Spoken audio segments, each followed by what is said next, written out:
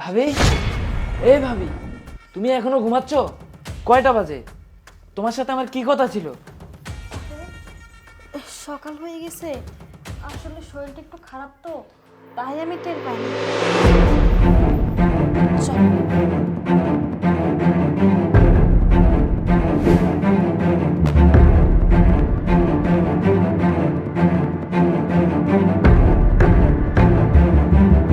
আমি একটা জিনিস বুঝতেছি না, কয়েকদিন ধরে ফলো করতেছি আমার ছোট ভাই প্রতিদিন আমার ওয়াইফকে ডেকে নিয়ে যায়। ইদানিং দেখতেছি আমার থেকে ওর বেশি যত্ন নিচ্ছে। এখানে তো কোনো রহস্য আছে, আর আমারও তো আগের মতো খেয়াল রাখতেছে না। বিষয়টা কি আমাকে ভালো করে জানতে হবে। ও যেভাবে কথা বলতেছে, না, আমার অবশ্যই বিষয়টা জানতে হবে।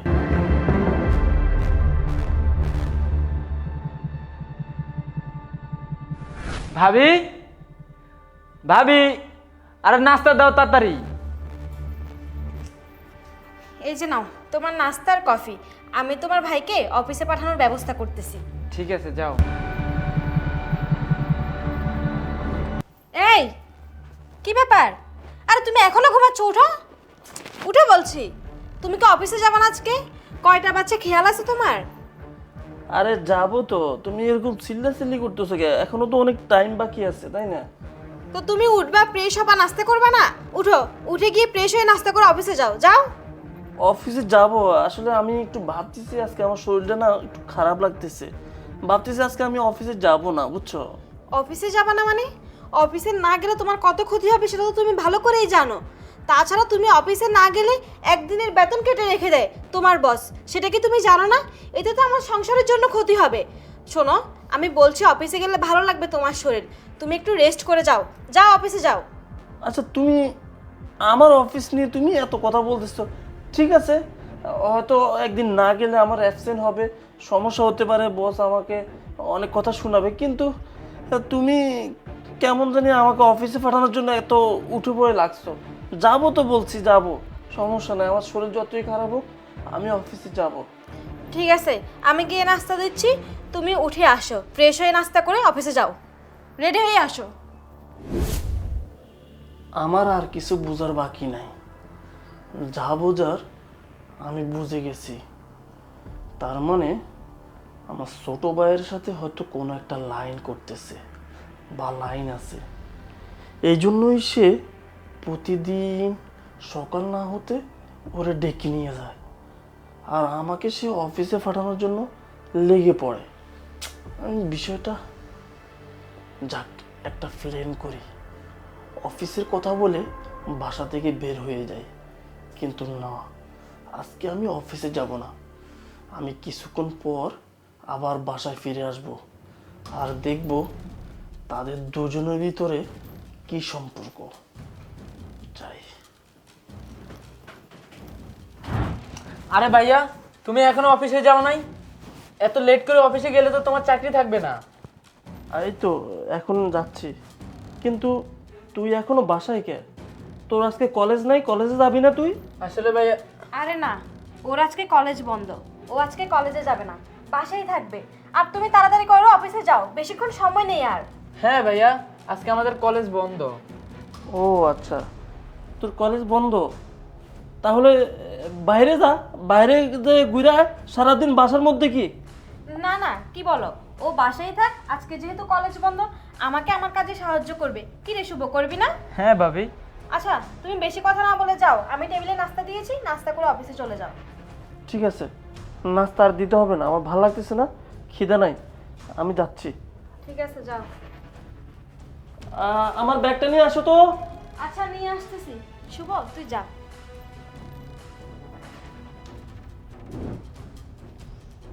কি হলো, জলদি করো না।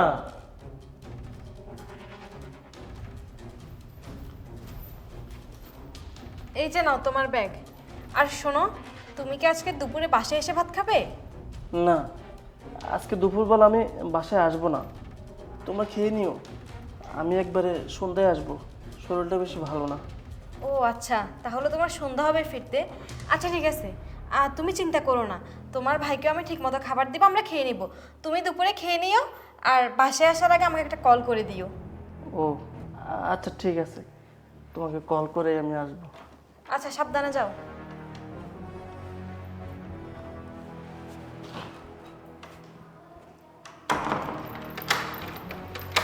শুভ, এই শুভ, এদিকে আয়।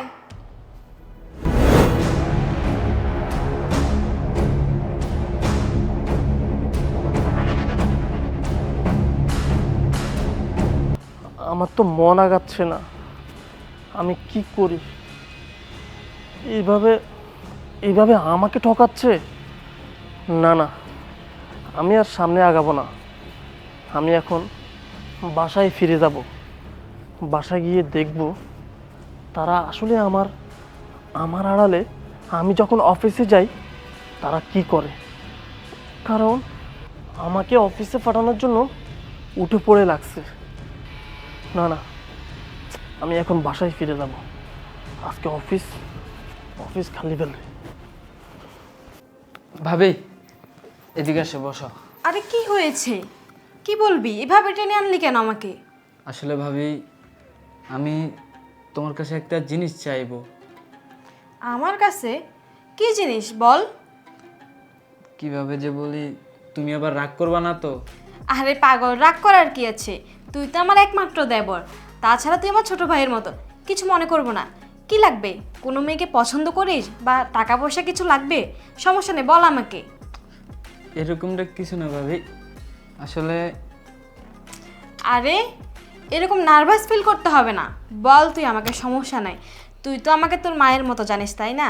তো তুই আমাকে সব কথা শেয়ার করিস, এটা চাইতে আবার এত দ্বিধাবোধ করা লাগে? কি লাগবে বল, সমস্যা নেই। ভাবি, আমি তোমার কাছে দুইটা হাত জোর করে বলতেছি, তুমি আমার ভাইয়াকে কখনো কষ্ট দিও না। আরে পাগল, তুই এইভাবে কেন বলতেছিস? তোর ভাইকে কেন আমি কষ্ট দিব? তাছাড়া তোর ভাইকে তো আমি অনেক ভালোবাসি, তোর ভাইও আমাকে অনেক ভালোবাসি। এসব নিয়ে তোর একদম ভাবতে হবে না। আমি কথা দিচ্ছি, আমি কখনো তোর ভাইকে কষ্ট দেব না। ওঠ, উপরে উঠে বয়। না ভাবি, তুমি জানো ভাবি, আমি না আমার ভাইয়াকে আমার জীবনের থেকেও বেশি ভালোবাসি। কারণ আমার বাবা মা সেই ছোট্টবেলা আমাকে রেখে মারা যায়, তারপরে আমার ভাইয়া আমাকে কোলপিটে করে মানুষ করে, কখনো আমাকে মা বাবার অভাব বুঝতে দেয়নি। আর একটা কথা জানো ভাবি, আমার ভাইয়া আমার জন্য অনেক কষ্ট করেছে, আমার লেখাপড়ার পেছনে অনেক টাকা খরচ করেছে, কখনো আমার কোনো কিছুর কমতি রাখেনি।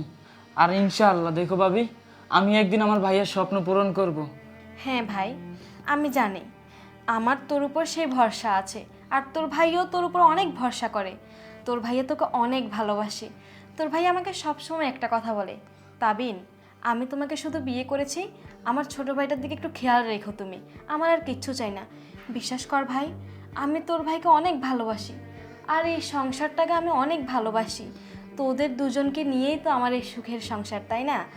দেখবি তুই একদিন মানুষের মতো মানুষ হবি। ভাবি, তুমি তো আমার ভাবি না, তুমি তো আমার মা। আরে এই পাগল, উঠ। ভাইয়া, তুমি অফিসে যাও নাই? কি ব্যাপার, তুমি অফিসে যাওনি, বাসায় চলে আসলে তুমি? শরীর কি বেশি খারাপ তোমার? না, আমার শরীর খারাপ না, আমি অফিসেও যাইনি। জানো আমি আমি কত খারাপ, আমি কত খারাপ জানো তুমি? আমি আমার এই ভাইটাকে আমি অনেক খারাপ মনে করছি। আমি তোমাকে নিয়ে অনেক খারাপ চিন্তাধারা করছি।